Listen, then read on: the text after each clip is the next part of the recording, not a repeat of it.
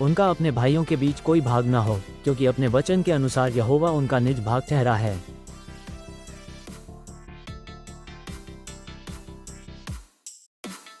क्योंकि तेरे परमेश्वर यहोवा ने तेरे सब गोत्रियों में से उसी को चुन लिया है कि वह और उसके वंश सदा उसके नाम से सेवा टहल करने को उपस्थित हुआ करें।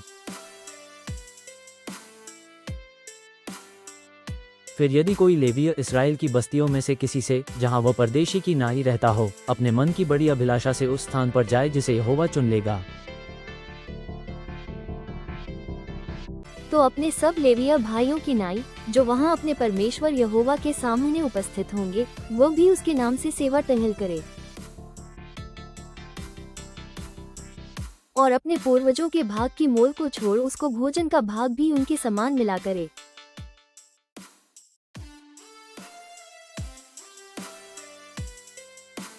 जब तू उस देश में पहुंचे जो तेरा परमेश्वर यहोवा तुझे देता है, तब वहां की जातियों के अनुसार घिनौना काम करने को न सीखना।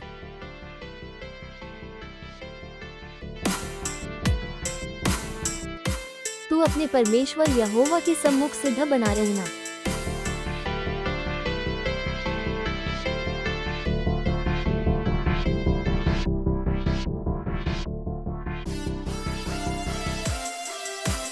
तेरा परमेश्वर यहोवा तेरे मध्य से, अर्थात तेरे भाइयों में से मेरे समान एक नबी को उत्पन्न करेगा, तू उसी की सुनना।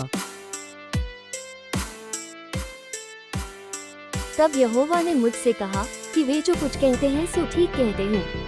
8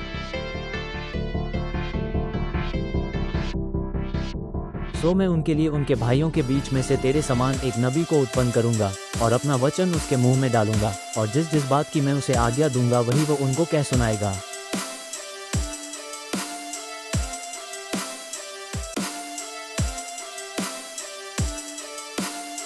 और जो मनुष्य मेरे वो वचन जो वह मेरे नाम से कहेगा ग्रहण न करेगा, तो मैं उसका हिसाब उससे लूंगा। और यदि तू अपने मन में कहे कि जो वचन यहोवा ने नहीं कहा उसको हम किस रीति से पहचानें,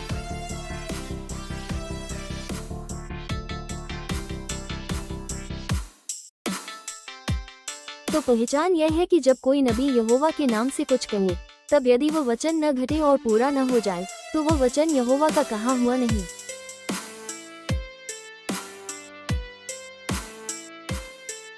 परंतु उस नबी ने वो बात अभिमान करके कही हो, तू उससे भय न खाना।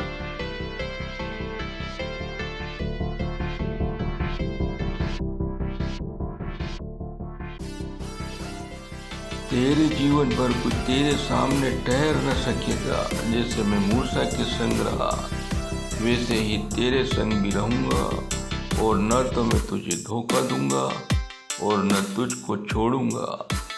इसलिए हिया बांध कर दृढ़ हो जा, क्योंकि जिस देश के देने की शपथ मैंने इन लोगों के पूर्वजों से खाई थी, उसका अधिकारी तू इन्हें करेगा।